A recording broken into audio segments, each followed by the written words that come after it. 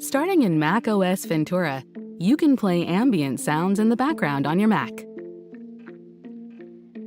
Click the Apple menu in the top left corner of your screen. Next, click System Settings, click Accessibility, and then click Audio.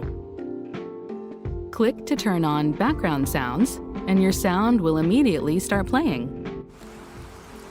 This is also how you can turn it off at any time. Click Choose if you want to change the sound, and select a new option, like Ocean. The first time you select a new sound, a high-quality version will download onto your computer when you're connected to the internet. Click OK when you're finished.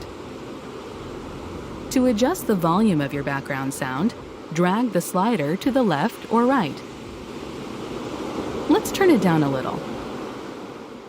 There, that's better. To have the sound automatically stop playing when your Mac screen locks or goes into screensaver mode, you can click Turn off background sounds when your Mac is not in use. And that's how to use background sounds on your Mac.